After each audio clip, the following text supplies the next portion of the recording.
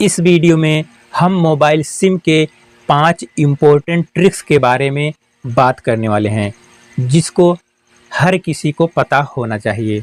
अब ये मैं नहीं कह रहा हूँ कि ये पाँचों ट्रिक्स हर हाल में हर किसी को पता होना ही चाहिए, लेकिन हाँ, अगर आपको ये पाँचों ट्रिक्स पता होंगे तो आपको आपकी लाइफ में बहुत जगह ये आपके लिए उपयोगी हो सकता है। तो इसलिए आप इस वीडियो को पूरा देखिए, पाँचों ट्रिक्स आप पूरा देख लीजिए। उसके बाद आप कमेंट करके बताइए कि ये पाँचों ट्रिक्स के बारे में लोगों को पता होना चाहिए या फिर नहीं। लेकिन यहाँ पर जो पाँचवा ट्रिक्स है वो काफ़ी ज़्यादा कमाल का है। आपको चारों ट्रिक्स पता हो या ना हो, लेकिन पाँचवा ट्रिक्स ज़रूर पता होना चाहिए, क्योंकि इसकी ज़रूरत हर किसी को कभी भी कहीं पर भी पड़ सकती है।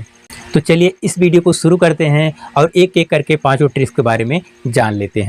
अबे जल्दी बोल, कल सुबह पनवेल निकल। तो चलिए हम पहले ट्रिक के बारे में जानते हैं। तो पहला ट्रिक ये है, यदि आपके फ़ोन में 2 सिम लगे हैं और आप सिम 1 से किसी एक फ्रेंड से या फिर किसी व्यक्ति से बात कर रहे हो, आप सिम 1 से या फिर सिम 2 से किसी भी एक सिम से, तो हम मान लेते हैं कि सिम 1 से आप किसी से बात कर रहे हो और उसी समय कोई तीसरा व्यक्ति आपके दूसरे सिम पर कॉल करता है, तो उस व्यक्ति को क्या रिस्पॉन्स मिलेगा।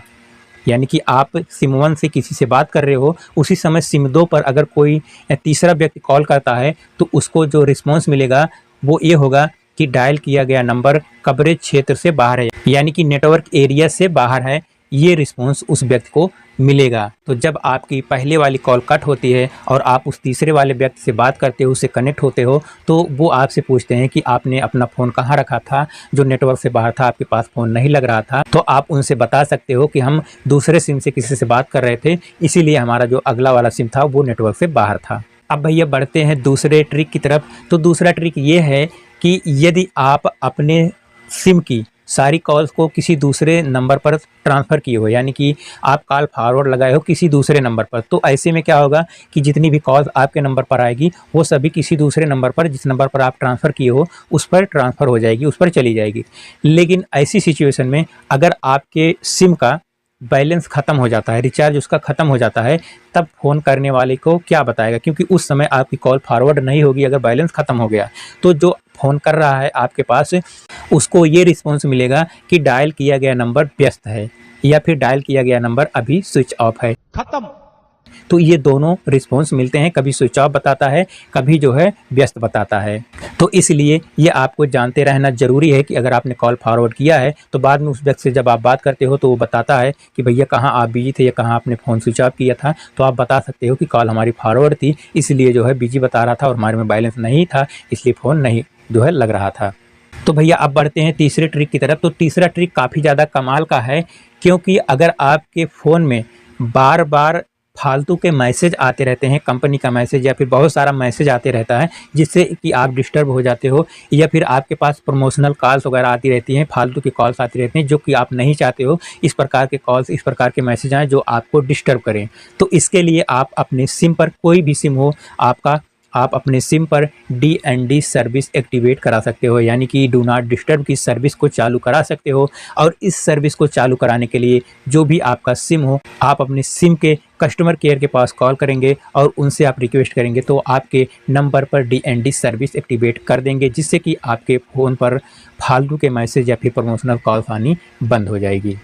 तो अब भैया बढ़ते हैं चौथे ट्रिक की तरफ। तो चौथा ट्रिक जो है वो सिर्फ जियो यूजर्स के लिए है। जी हाँ, जो लोग जियो का सिम यूज करते हैं वो लोग इस ट्रिक को आजमा सकते हैं। अगर आप कोई अन्य सिम यूज करते हैं तो आप भी इसको आजमा सकते हैं, लेकिन आपके सिम पर ये सर्विस काम नहीं करेगी। तो जियो यूजर्स को क्या करना है कि कभी कभी उनके फ़ोन में जब नेट नहीं चलता होता, उनको कोई ज़रूरी चीज़ अपलोड करनी होती है या फिर डाउनलोड करना होता है, या फिर कुछ भी कोई काम कर रहे होते हैं जहाँ पर उनको इंटरनेट की ज़रूरत होती है लेकिन नेट बहुत स्लो होता है, तो ऐसी स्थिति में वो क्या कर सकते हैं कि अपने सिम से 198 पर कॉल कर सकते हैं, या फिर किसी फ्रेंड वगैरह के पास, किसी के पास कॉल कर सकते हैं। और जब आप किसी के पास कॉल लगा देंगे अपने सिम से, तो उस समय आपके फ़ोन का जो इंटरनेट है वो कई गुना उसकी स्पीड बढ़ जाएगी, आपका इंटरनेट काफ़ी तेज़ चलने लगेगा जिस समय आप किसी के पास कॉल किए रहेंगे। तो इस ट्रिक का यूज करके आप इमरजेंसी में जहाँ नेट ना चल रहा हो वहाँ पर नेट की स्पीड बढ़ा करके आप अपना काम कर सकते हैं। तो अब भैया बढ़ते हैं पाँचवें और आखिरी ट्रिक की तरफ, जो काफ़ी कमाल का ट्रिक है और इसके बारे में हर किसी को जानना ही चाहिए। रुको जरा, सब्र करो।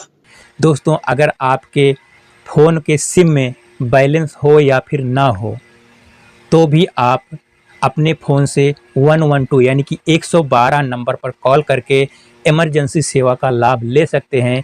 यहाँ तक कि आपको आपके फ़ोन में सिम ना हो यानी कि सिम ना रहेगा, तब भी आप अपने फ़ोन से 112 यानी कि 112 इमरजेंसी कॉल लगा सकते हैं। यानी कि 112 इमरजेंसी कॉल करने के लिए आपके फ़ोन में नेटवर्क या सिम की कोई ज़रूरत नहीं है।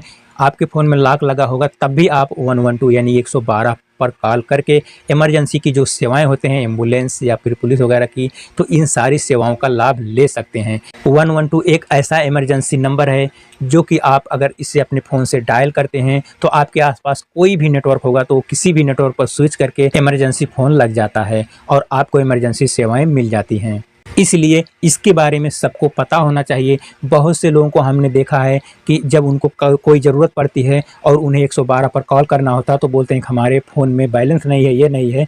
तो ऐसी कोई दिक्कत नहीं है। अगर आपके फ़ोन में सिम भी ना हो तब भी आप 112 पर कॉल करके इमरजेंसी सेवाओं का लाभ ले सकते हैं। तो भैया ये जो 5 ट्रिक्स हमने बताया है ये काफ़ी कमाल का है, तो आप कमेंट करके ज़रूर बताना इसमें से आपको कौन सा ट्रिक सबसे ज़्यादा अच्छा लगा। तो ऐसी काम की वीडियो देखने के लिए आप हमारे चैनल को सब्सक्राइब कर सकते हैं। अगर आपको ये वीडियो अच्छा लगा हो तो आप इसे लाइक कर दीजिए और इस जानकारी को अपने दोस्तों के पास शेयर करने के लिए इस वीडियो को शेयर कर दीजिए। ठीक है, मिलते हैं अगले वीडियो में। जय हिंद।